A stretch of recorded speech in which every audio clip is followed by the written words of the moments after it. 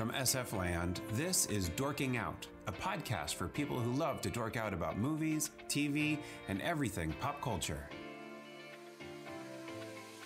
Welcome to Dorking Out. My name is Sonia Mansfield, and joining me is my podcasting sister from another mister and the co-host of Dorking Out, Margo D. Hello, my friend.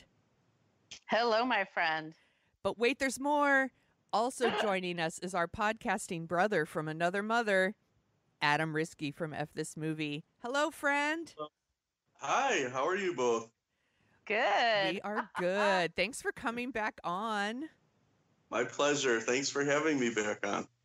We love having you on the show. This one's going to be super fun and very different. We each picked a romantic movie that we've never seen. So a bunch of first-time watches here. Do you think I should just list all the movies we're going to talk about, or should we just do them one at a time? What do you think? I think you should list them. Okay, so Adam, what was your pick?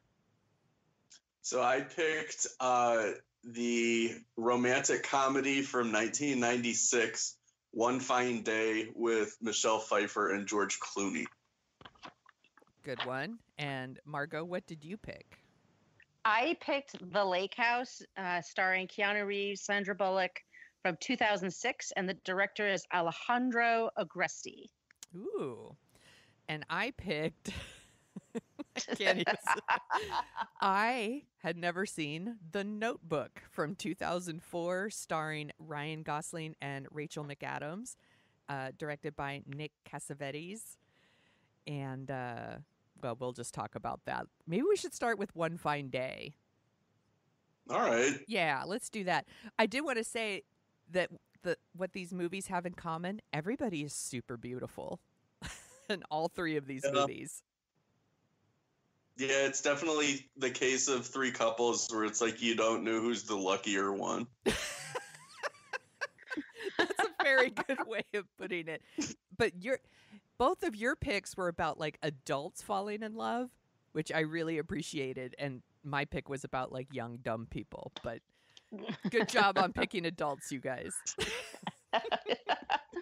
Inadvertently, okay. Yeah. Yeah.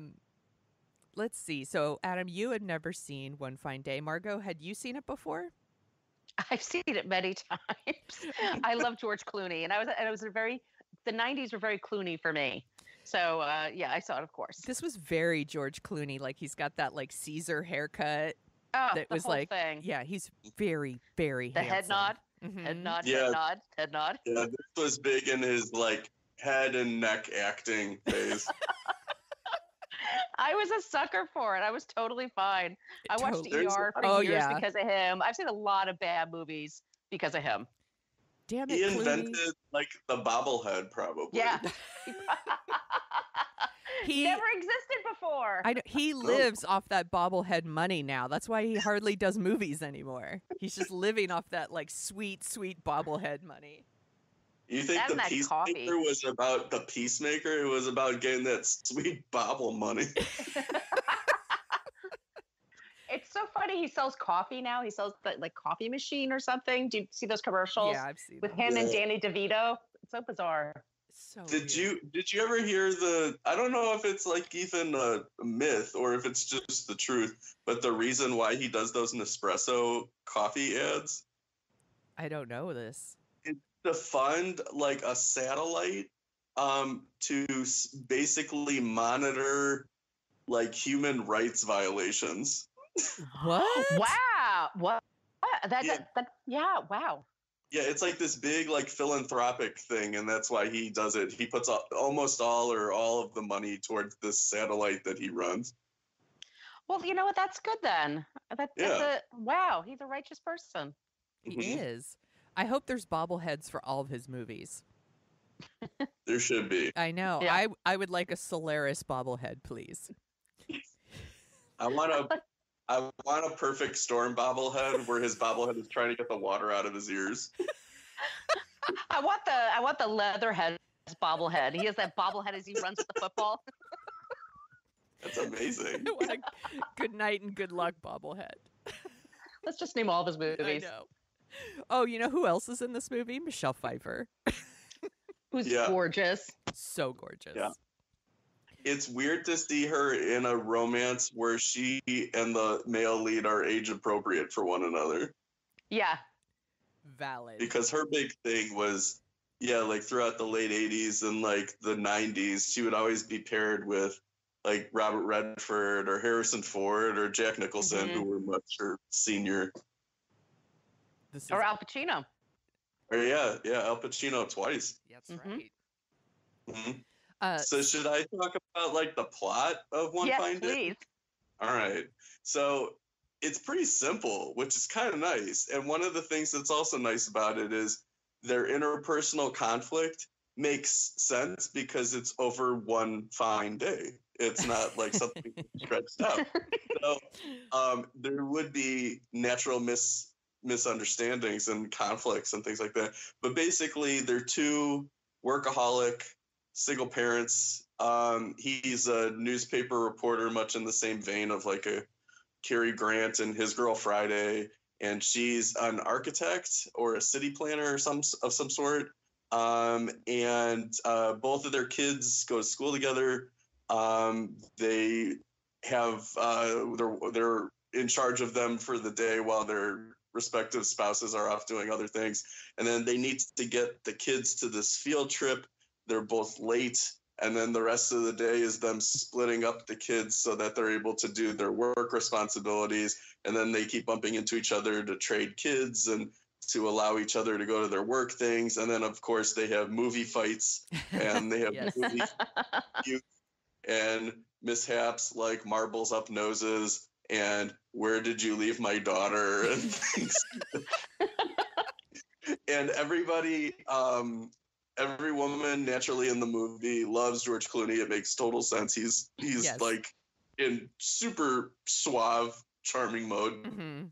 And Michelle Pfeiffer inexplicably is married to one of the bad guys from The Crow. So weird. Wait, which one? Which one? I forget now. Fun Boy, the one with the heroin. And for the life of me, I could not figure this out because this actor has only been in like The Crow, Tales from the Hood, Seven. It's like, what? Lost Highway. It's like, why is he the husband in One Fine Day?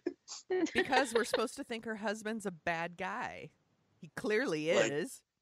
It's like he's who that Billie Eilish song is about. Duh.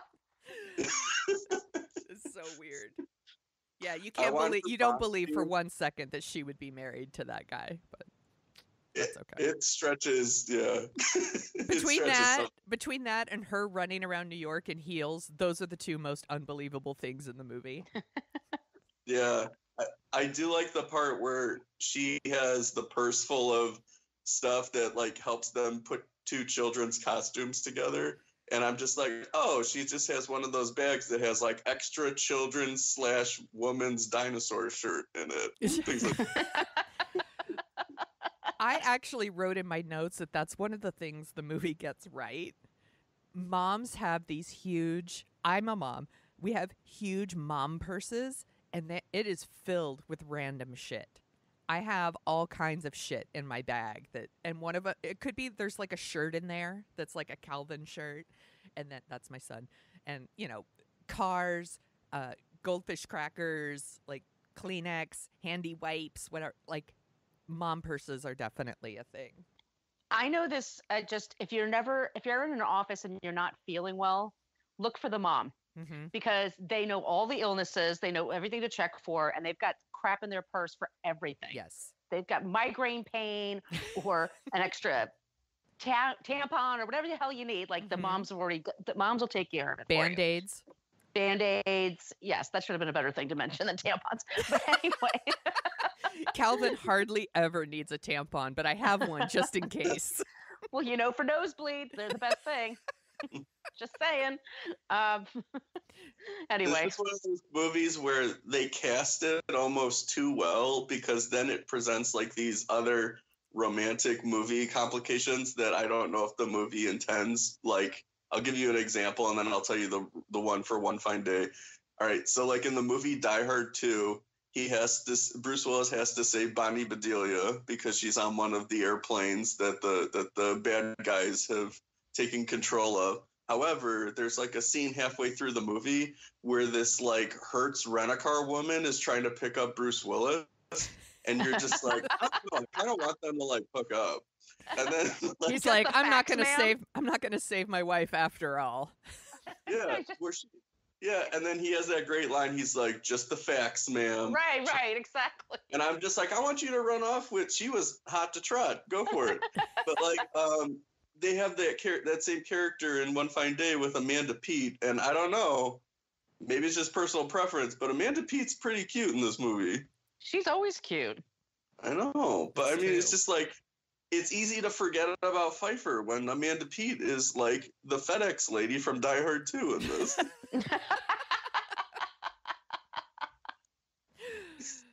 I don't know. Michelle Pfeiffer is very, very beautiful in this movie. She is. Even in her little dinosaur shirt, she's so cute. Even when they try to make her look crazy with like smeared mascara and like somebody else's random jacket that she's wearing, and she still looks super beautiful. Yeah. Yeah. They also do the at the end of the movie when she's trying on the different outfits in her apartment before she goes out and meets George Clooney in the living room again.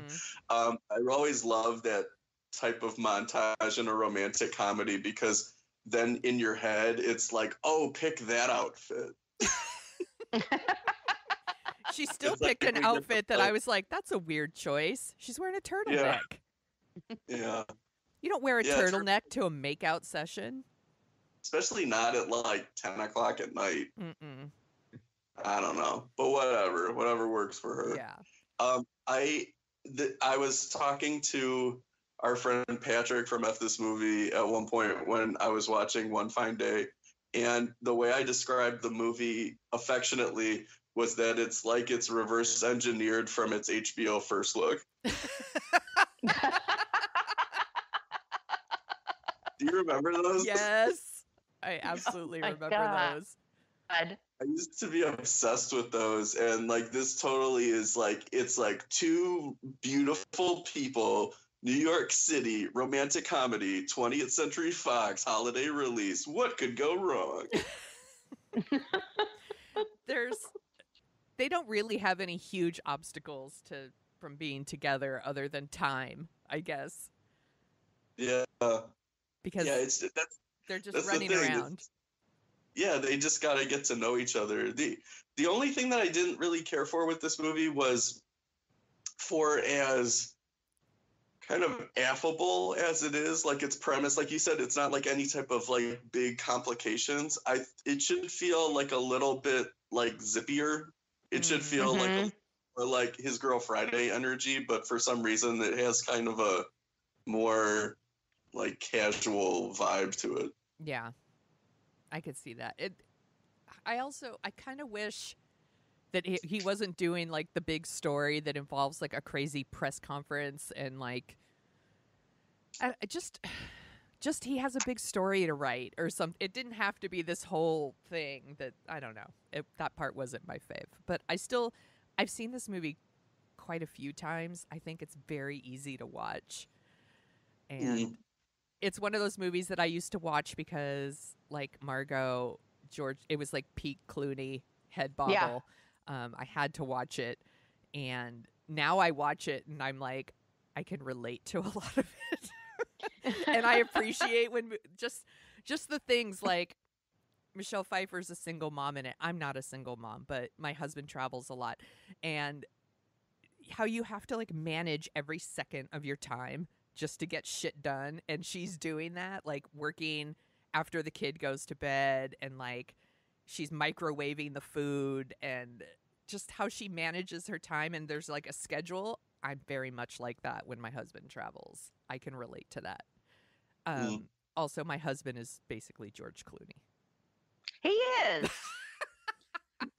He would disagree, but he has. What I'm saying is he has one of those Caesar haircuts. He doesn't. He doesn't. No, he bobs his head when he talks. And he bobs his head when he talks. Does your life have wall-to-wall, like, Natalie Merchant type music? I wish it did. I actually really, really like her version of One Fine Day. I think that's I think it's really cute. It's really beautiful the way she sings it. I really like it. I never know. I probably should have noticed this like in 2003, but I never noticed how much like Nora Jones is just Natalie Merchant 2.0. 100% correct. And I how also mad never fucking noticed that. it must have been back then. Like when she's just like, "Oh, what?" It's like a Cardi B, Nicki Minaj situation. There's a great supporting cast in this movie too. Holland Taylor. I love her. I get very excited when Holland Taylor shows up in things. I'm like, she's the boss from Bosom Buddies. I love her. Ruth. And then Charles Durning, Ellen Green. Yeah. It's a very exciting movie, supporting cast wise. Mm-hmm. Yeah, who plays his therapist? It's like Robert Klein, right? Oh yeah.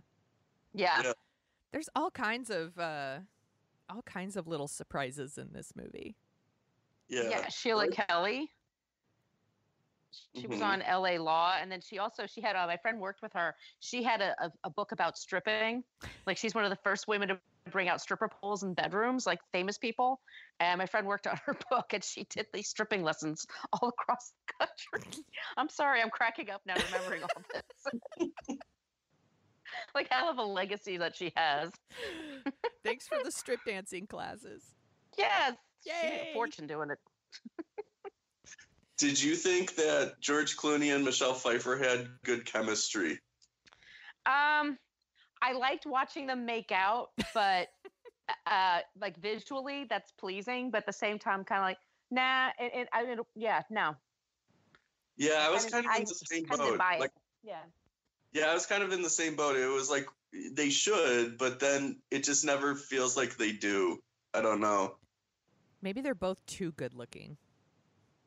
Could be. I don't know. Yeah. You look at it and you're like, yes, it should be smoking hot. But instead it's kind of, I don't know, chaste. It's very chaste. They're in their little business attire most of the time, because they're running around their day. So they're one fine day. It's business casual. I mean, it's not, they're not, it's not like the Fabulous Baker Boys where she's wearing the red dress and true doing her thing. It's a little more subdued. Also, I don't know if it's just me, but like Michelle Pfeiffer at this point in her career had like a certain sort of like movie gravitas to her. And I find and I think George Clooney, because he's still like doing that TV to movie transition very much at this point, he feels like he's kind of at like one sort of career plateau, whereas she feels like it's like a regular actor kind of on the up and up, and then like this Hollywood legend, and it doesn't quite mesh real well. I kept getting like that vibe throughout the movie. I think that's a really good description. He's just not on her like movie star level yet. Yeah. Right. I still really like this movie though. It's so easy to watch. It's very watchable. It's something you can have on and like, flip through a magazine or clean your apartment or do something. You know what I mean? You can have it on and occasionally check in with it and be totally fine. Yeah, this movie will send you a magazine to flip through while you watch it.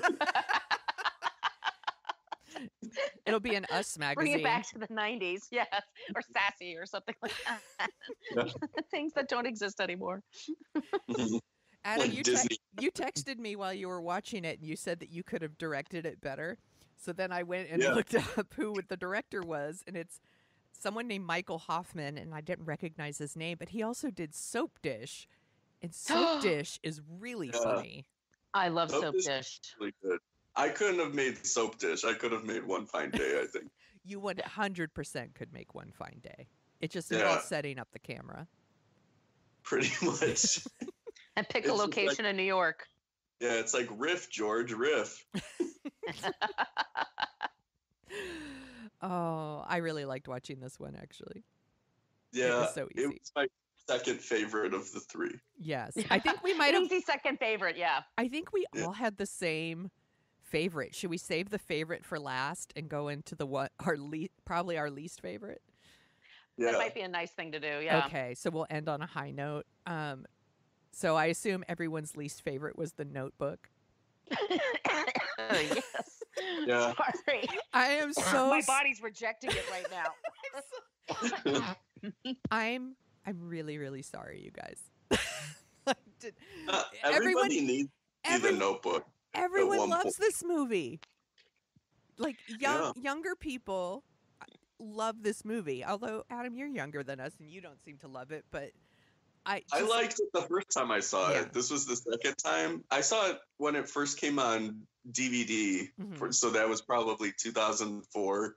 And I liked it then, but I think I was just in the throes of like a Rachel McAdams super crush. Yes. And sometimes that leads me to like movies that I probably shouldn't be seeing in theaters by myself. So so I remember like during that period, I really thought she was like the best from like that and like The Family Stone and Mean Girls and things like that. And then Red Eye. And then after, I just never went back to it. And I was kind of looking forward to revisiting it because since then I've become a pretty big Ryan Gosling fan. I like him in most things. And just didn't hold up. This movie lost me in like the first 10 minutes. I'm like, I was irritated by it at several points. And I like actually everybody in the movie. Yes. I like them in other things very, very much. And I like stuff set in the 1940s. I like the clothes and the period of it. I love South Carolina, like where it's filmed. There's all there for me to love. And I wanted to punch this movie sometimes. It just got on my nerves. Yes. And it tested me, this movie. Yeah. In the first 10 minutes, he spots her and he's instantly in love with her. And then he basically threatens to kill himself if she doesn't go out with him.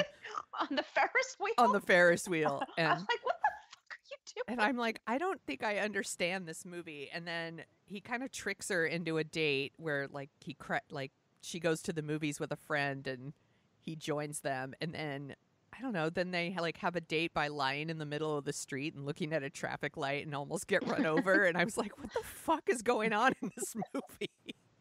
I don't understand. And then it has like Sam Shepard and Joan Allen and then Joan Allen is married to like a mustache and a suit. I'm like, what's happening? That she doesn't love. And then it goes to James Garner and Jenna Rollins, people I really enjoy. And I want to see them in a movie together. And I'm glad we have different generations there. But that's that whole rigmarole, that whole situation is such a huge bummer. Yeah. And it's also just brings, their the whole thing, you don't understand what the relationship really is there. But then spoilers, I guess we will say there are spoilers. I mean, turns out Ryan Gosling and Rachel McAdams are actually these people in the future. And I'm like, is Rachel that McAdams, a spoiler? Because I thought that was quite obvious. I don't know. I never read this book. I don't know. This is my first time watching it. Adam, was that a spoiler? I don't know. I think they wanted to be a surprise, sort of. Like, maybe you don't know. Like, maybe you know who Jenna Rollins is, but you don't know who James Garner is. If it's like James Marsden or Ryan Gosling. Yeah, there you go. Yeah, I don't know. But yeah, it's one of those things that, like, I think you're good either way. Like, the filmmakers are like, well, if they figure it out, fine. If they don't, it's not like a big deal. Right, because there's that scene where he brings the kids, and he's like, it turns out those are her children, but she didn't recognize them. I mean, I get the story, and I think it's powerful, and it's something that some people have to deal with when they're older, or parents have dementia. And it's a very serious topic, but then they go back to this romance and these two people that I kind of hate them after a while. I find them very annoying. The reason they weren't together was very stupid. Right. She was rich. He wasn't. I'm like, you're both. Yeah. Oh no. How will these beautiful white people make it work? She's rich. She's rich and he's poor. how will they ever work it out? But then he's not, because then he has this house he can sell for millions of dollars in like Thank 1950, you. which is a He's huge not amount poor. of money. He's not poor. And he's not white. poor. He's tall. He's white. He's a male. He's good looking. And he's got his dad's dead, so he inherited all that stuff. He has nothing to hold him back. The world's his goddamn oyster. Yes. You know what I mean? He's like fashionably poor. He like wants to wants to dress like one of those like kids who hands out like the newspapers. He's like extra. He rewrites it. He's like, Newsies? He's from the cast of Yeah, Newsies. Yeah, he's dressed like a newsie, and he works at a lumberyard, but he like basically has all the resources she has. I just didn't get it. And the parents were super upset about it. And she was an adult at this point. I mean, she'll be able to do whatever she wants, but it goes back and forth between that and then James Garner, and then Jenna Rollins kind of has a bit of a meltdown or a setback. And then she's, in the first few scenes, she's in a very nice crisp red suit and looks really good. And I'm like, this is a really nice place they're leaving her, because she can get dressed really fancy. And then she's in this terrible hospital situation, and he basically rescues her from it. And then, spoiler, they wind up dying together. I don't somehow. I don't understand. Did they die just in their Dying? Because they're like, well, I guess it's time to go. Like, Yeah. they just, like, I got one more chance to remember you, and then I'm going to be completely out. So why don't we just make our hearts stop and just fall asleep? they use their mind to stop their Yeah. hearts and die in their sleep together. I don't understand. Like that calm old couple in Titanic, like they're in the bed together. Yes. They're not going to try to swim. We're just going to hug each other. We're going to hug it out, basically. I'm sorry, I'm cracking myself up, and it's not funny.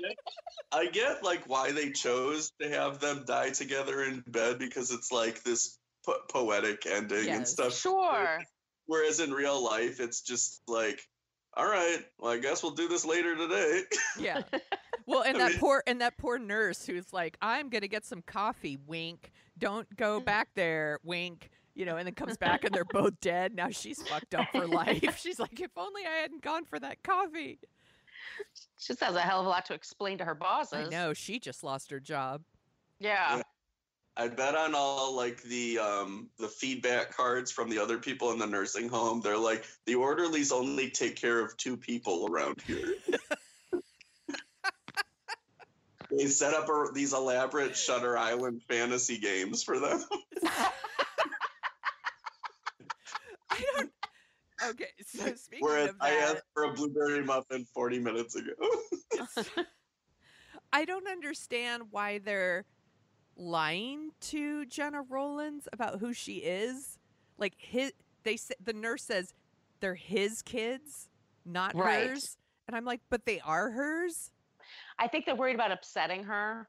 I guess. Because she can't remember them. Yeah. Because she gets upset when she remembers she remembers James Garner, but then forgets him. Oh, so it's like, freaks her out. Yeah. So I wrote a couple of things here in my notes. So at some point they're not together anymore, the young couple, and he's off in the war where Eric from Entourage gets killed within like 5 seconds. And then somehow Ryan Gosling makes it through, and Rachel McAdams is now like a nurse in the hospital, and with like she can't even do her job without like some dude in a full body cast is like, hey, I want to take you out or whatever. But then it happens to be James Marsden, and he's he's so handsome, and he's so nice to her, and rich. And rich and white. She scored. Yeah. She was really nice to the guy. He makes covered up. He makes a little bit more money than Ryan Gosling, therefore he is more suitable. But he's actually really nice. He kind of deserves better than her. Yeah, she's a bit of a Liberty Janet. But they belong. Her and the Gosling belong together, so he's got to be collateral damage. Yeah. Yeah. Poor James Marsden. And poor poor war widow, whose name I forget, that Ryan Gosling is sleeping with. What's her name? I forget her name. Oh, she's the wife of the director. Oh, really? Oh, is it? Yeah. She was in all the films for a while before they got divorced. Yeah. Yeah. So that's a weird thing too. So he's sleeping with this war widow, I guess just because they're both lonely, and that happens. That's fine, whatever. Sure. So she shows up at the house after him and Rachel McAdams get back together, and like they invite her in, and she hangs out with them. Yeah. And then she's like, Well, Rachel McAdams is great. You're so lucky. I can't wait to be in love someday too. Blah, blah. I'm like, what?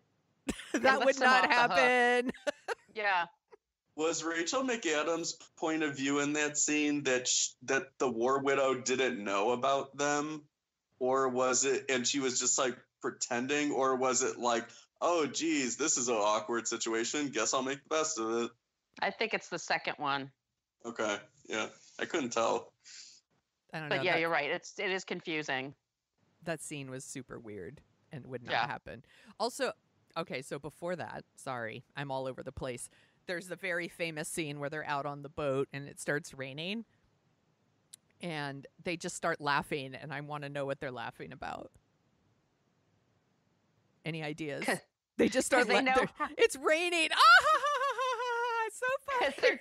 Because the actors know this is going to be so fucking iconic. This whole scene, the Yeah. whole kiss, they just know it. And I think at this point, because supposedly they hated each other at first, and then they became a couple, and I think they were probably in high, screwing mode at this point, and just like Mm. everything was fun and great. It's such a weird I have- thing. And then they have the famous kiss. Yeah, I have 3 thoughts about this scene Okay. because I've thought a lot about the scene. So one is that yeah, it's like totally iconic and great, and they like even like reenacted this scene like at the MTV Movie Awards. right. I remember. Mhm.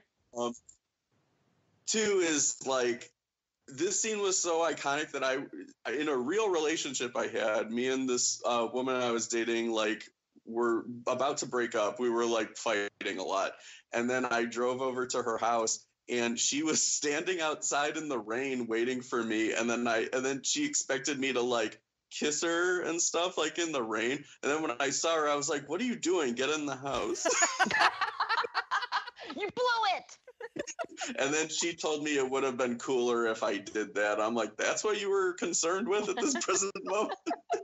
Now you're sick. You're probably sick Yeah. now. I don't want your germs. Yeah. I forgot what the third thought was. But yeah, this I don't know. I kind of like that scene because it is the most sort of romantic Sure. It moment is. to the movie, and I think the movie earns it to a certain degree. But the thing that's so you brought up like a great point at the beginning, which is like, this is a young people's romance where the other two are like people who are more mature and have been around a little bit longer. Like this is like the type of scene that makes you remember how stock and kind of corny and artificial the structure of this movie is, and like Yes. what the actual problem is. It's so like just movie. Yeah. Mhm. Yeah. Well, also when you're younger and you're in relationships with people, your quote unquote obstacles aren't really big deals. They can be like over really artificial, silly reasons. Mhm. Yeah. And then as you get older, you realize like those problems weren't really problems. So, Mhm. No. Right. maybe, if I had been younger when I saw this, maybe I would have super loved it. They're really good looking. They look are. great together, and it's beautifully filmed. And yeah, if I were like 16, I would eat it up with a spoon. I would just think it's the most romantic thing ever. But I'm not 16. Yeah. And She's 18, you guys. oh She's right. 18. And yeah, for book versus movie, we get asked to do this one, and we're just like, I can't imagine. I mean, as corny as this movie is, that book is going to be 10 times cornier. Oh, yes, definitely. I want there to be stuff in the book where it's like, I told her to come back tomorrow, so I took her to the duck lake. That's the lake with a lot of ducks. Like with the ducks. Oh my gosh. It's like, there's so many Aqua ducks. Lake. There's so many ducks, you have to be like, oi, duck, get out of the way. Move, duck. Get out of the way. That's the Weird Al version of that song. Yes, there you go. Free idea for Mr. Yankovic. Also, Also- are those even ducks? They're geese, right? Geese are super mean. Geese And would, they shit all over the place, geese too. would fuck them up. They wouldn't be Oh, able yeah. to sit there in a boat and watch them. Geese Yeah, and they had swans. enough bread for they had enough food and bread for like one geese. You think all the other geese are going to be like, well, I guess I missed my chance.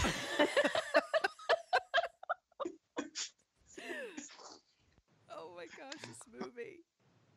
And then there's also another weird scene where like Joan Allen shows up and then takes Rachel McAdams to see like her former lover, who I guess is poor too because he works. He's working. Because he's working, you know, and In it's the middle of the day, he's working. yeah. So imagine that he's working in the middle of the day. Like, I super love the mustache in a suit that I married, but I could have had this guy too. And then she's like, "But I love your father." It's what I don't understand. Once again, I'm like, what's It's one happening? of those like, there's your soulmate, and then there's the person you're supposed to be with, and so you could have one love like that, and one love that's more steady and Yeah. reliable. You think That's what her mother's telling her. But yeah. you'd think that she was unhappy, so she would maybe not want that for her daughter. Right. But instead, it's like, no, you're going to make the same sacrifice. And for what reason? Yeah. Thanks for wasting 10 years of my life, Mom. Yeah. I also don't get like how they park their car like 10 feet from him. And she's like, I do this all the time. He's never figured it out. He's like, there's that fucking crazy bitch who just parks over there and stares at me. So weird. I also love that there's a whole thing throughout the movie where he's like, I wrote you a letter every day for a year. 365 letters, in case you don't know how many days there are. There are in a year. And it happens over and over. I wrote you letters every day for a year. 365 letters. Wait, how many? 365 letters. And so what? Her mother intercepted all those letters? Yes. Yeah. That's She what we're was supposed like to think? Yeah, she was like the Dursleys in Harry Potter. Yeah, or just like Danny Glover in The Color Purple. She was pulling that shit. That's exactly what happened. Yeah. And I'd be furious at the mother. I know. She wasted 10 years of her life. She wasted James Marsden's time. He could have hooked up with that war widow. They could be happy. I have it all. It would have figured been out. great if like he's like, I sent you 365 letters, and then she's just like, I was waiting till the house was built.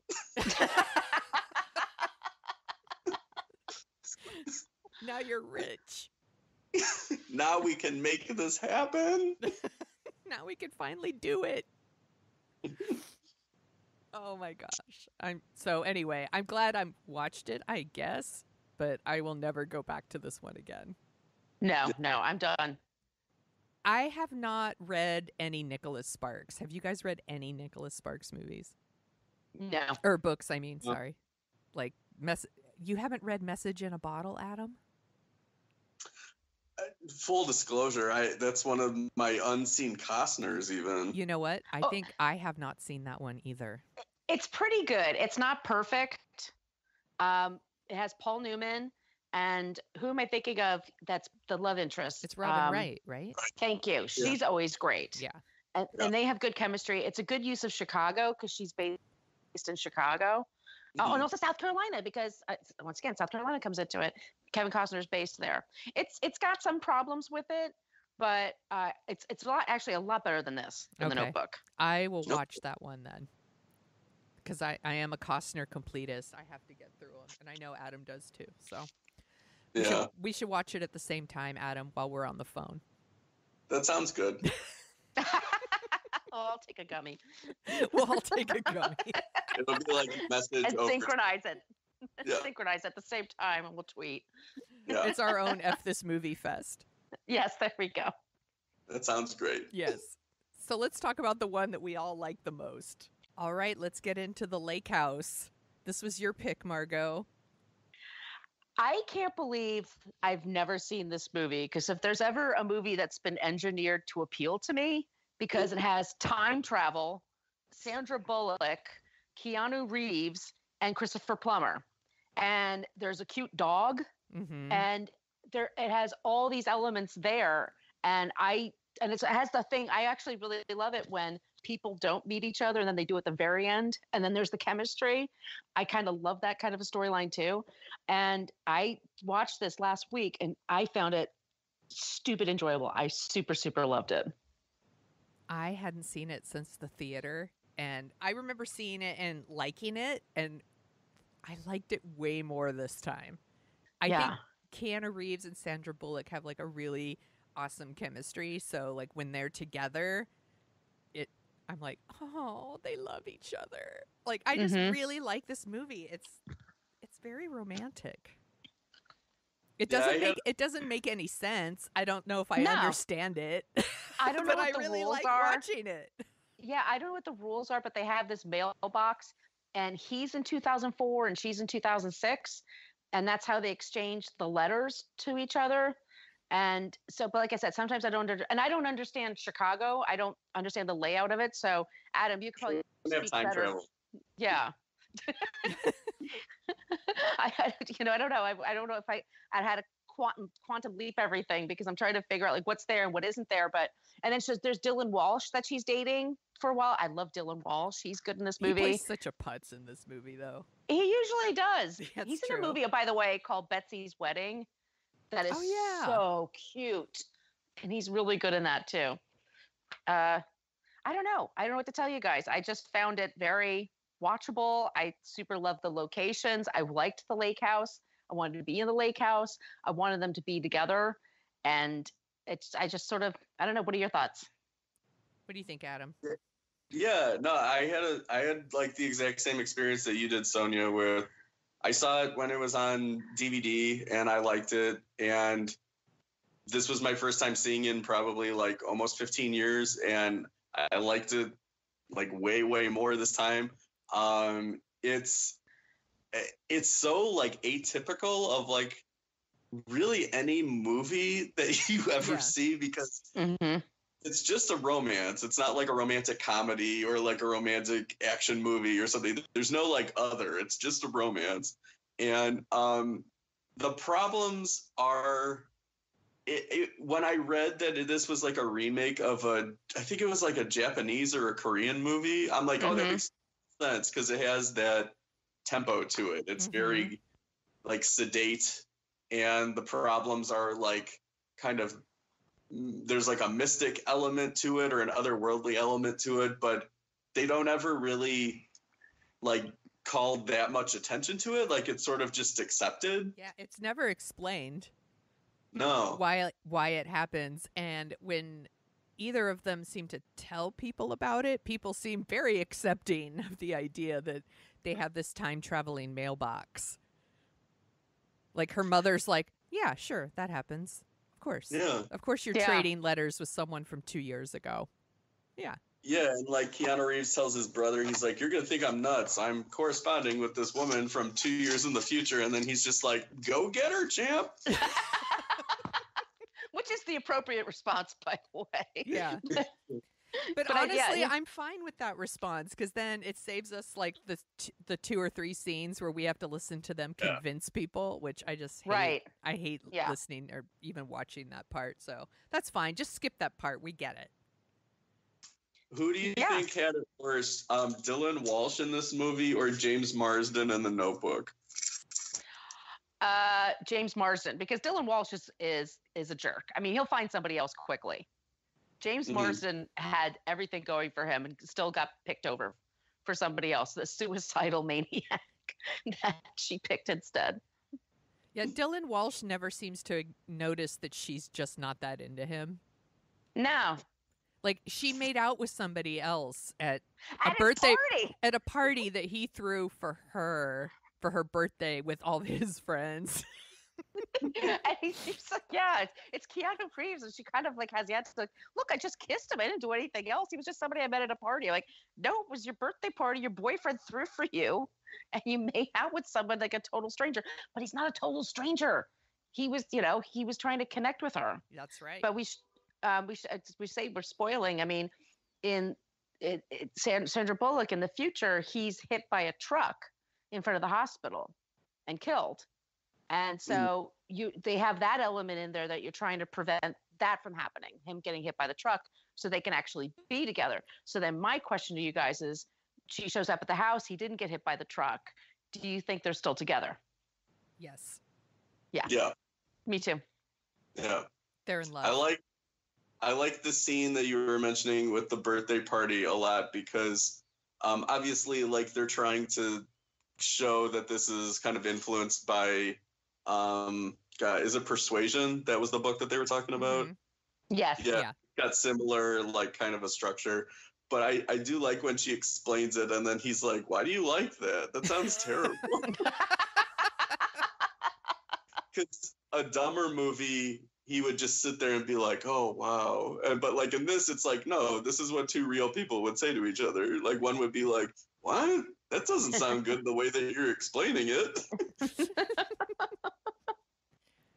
And they really do have like such a good chemistry together. I really think they could make a whole series of Keanu Reeves, Sandra Bullock romances, and I would watch every single one. I could handle like a rom-com with them. Mm-hmm. I can handle another thriller a la Speed, like, or they could be on a heist together. They could both be bad guys and doing a jewel heist or something. Like, there's all these opportunities for them, and they're both at their best right now. So, like, why not do it, Hollywood? I know. Actually, a couple weeks ago we did While You Were Sleeping, and I also said the same thing about Sandra Bullock and Bill Pullman. So maybe I just want more Sandra Bullock movies.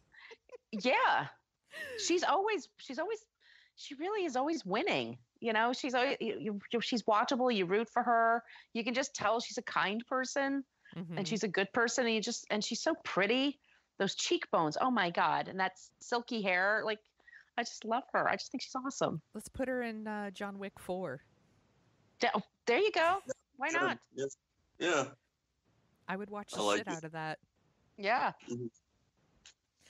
I didn't. Time travel gets me in that I spend a lot of. I tried to not spend a lot of time trying to figure out the rules, and I do never understand the rules in this movie. Like, I couldn't figure out, how does she not know that he's the one that gets hit by the bus when she's met him before at her birthday party? Maybe he just got hit real hard. Yeah, maybe the bus like knocks his face off. Yeah, I think so. Yeah, I think from behind he looks like anybody. And yeah, he's like all straight up English patient looking. Oh, the English patient. Margo and I are Team Elaine on English Patient, where we watch it and you're like, when is this movie gonna fucking end? Ah! And the book is even more tedious. Oh gosh. I was in a book group once where we had to read that, and we almost had a fist fight over it because there's one person that liked it and the rest of us like, no, it's garbage. Is The Lake House based on a book too, or just on a? No, it's based on a movie. Okay. I would read that book, by the way, because then it could explain the shit to me. Yeah. The only place where I got lost was towards the end. It took me a second or two to figure out that part of the story was told in 2008 and also 2004 and 2006. Right. They need to change your hair again. Yeah. Yes, they did. So that we could understand. Maybe more bangs to show that it was 2008. That would have been helpful. Also, you would have been able to place better that it was 2004 if they just played "Yeah" by Usher.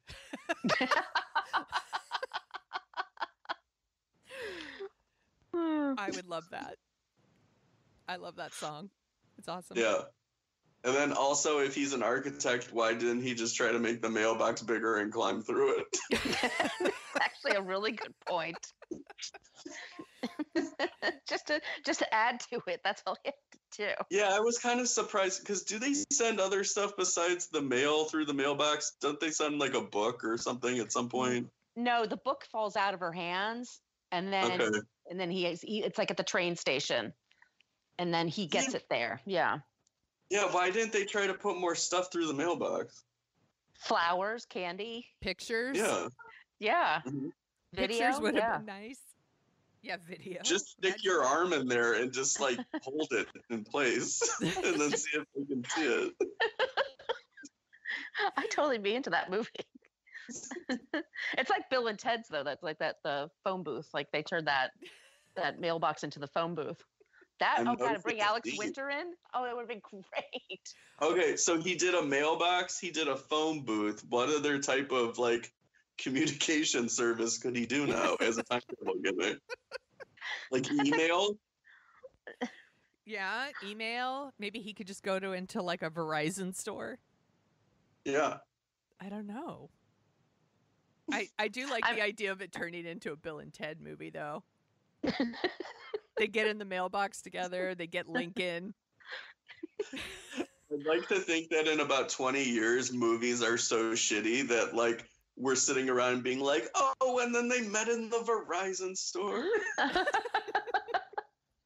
And it's like what we look back fondly on now. Adam, I think it was you that texted me asking how much it would cost to heat this house in the winter. Oh, God. Yeah, if it's in, like, anywhere in the Chicagoland area, that thing is going to be just a refrigerator or a freezer, like, throughout the entire winter with all that glass. Like, I don't know how anyone would be able to live in there. You can't live there all year round. It's like a summer house. It's got to be a summer house. But they live there. They do live there. Never show them going anywhere else. I would love to live there. It is romantic, and that dog is really cute too. Yeah. And I like she got the dog. Mm.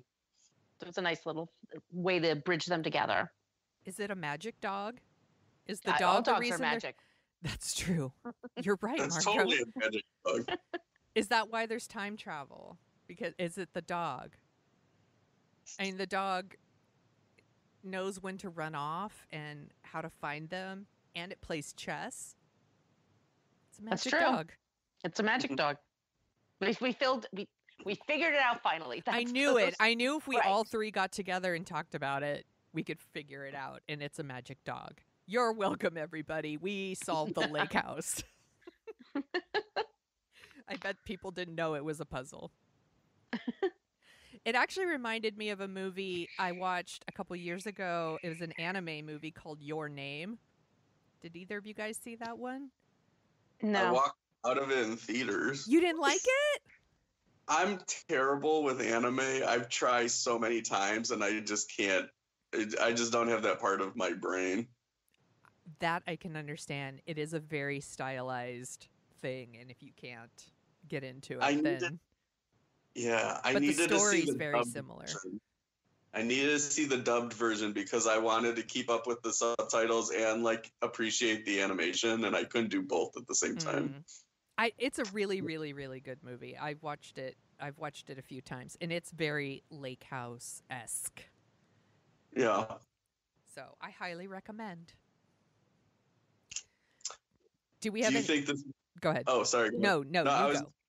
If Steve Martin and Kimberly Williams were in one of these three movies, which would you want to see them in? Good God. The Notebook, right? Yeah, I was gonna say it would have to be One Fine Day. You know, it's that madcap kind of thing. Like, oops, I'm falling on my butt. Hand him the thing. Oh, we didn't get the thing. I got to follow him now to give him the thing. Like, I think they'd be good at that. Are they still? It would still be creepy. Are they still playing the same characters? Yeah. Then definitely The Notebook. Yeah, I want it to be the Lake House because I want George Banks in 2004 to be bothering Annie Banks McKenzie in 2006 via the mail. He put a basketball in there. All his letters are about how terrible his wife is. He's sending like the correct amount of hot dog buns and hot dogs to her. Everyone, please go back and listen to our Father of the Bride episode. It was really great. We have a lot of thoughts about their relationship. Mm-hmm. Or at least Adam does. What about Douglas and Moore and Disclosure? Which of the three? Oh, Douglas and Moore Disclosure. Also, I'm gonna go One Fine Day. Yeah, One Fine Day. Yeah, because it has that business aspect. So we'll have Don Cherry in there. See, I'm gonna go Lake House. I want to see her sexually harass him via the mail. Oh, they use the avatars like they do in that movie when she's walking. That's what that happen. That's what it looks like. That's what it looks like inside the mailbox. That would be amazing. I would pay for that movie. I would pay to see that movie. There's all kinds of filing going on.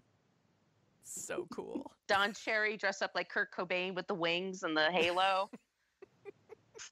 Please go back and listen to our disclosure episode. It was a very good episode. Yeah. I think my favorite part of this conversation is that you remember the character named Don Cherry. I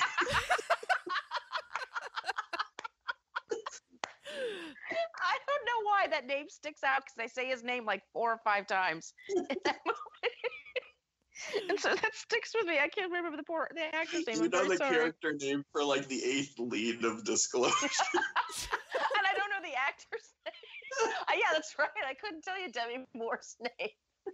Or Michael Douglas or his wife. Oh, his poor wife in that movie. Ay, ay, ay.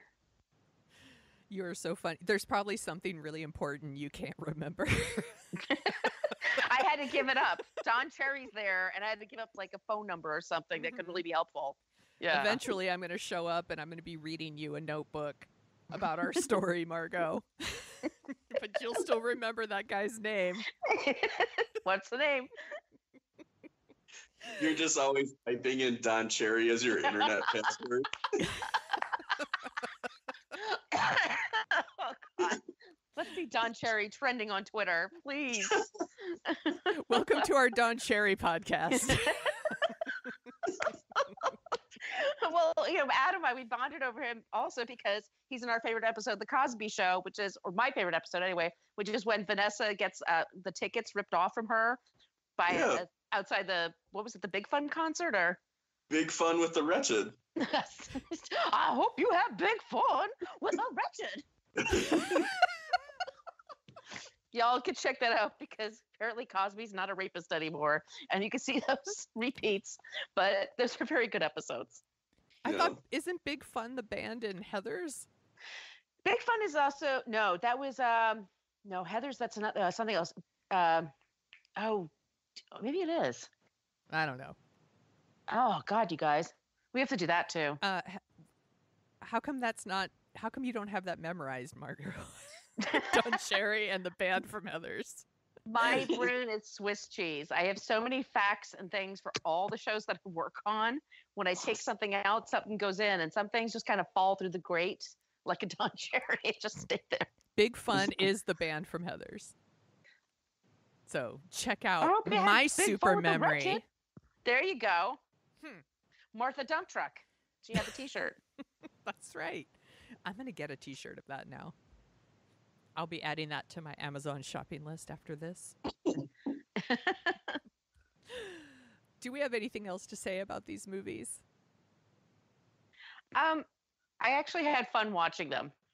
I did too. I had the least amount of fun with The Notebook, but I really enjoyed the other ones. But with The Notebook, at some point, I just openly mocked it, and that helped me. Yeah. I told you guys I tried to get my husband to watch The Notebook with me, and he literally ran out of the room.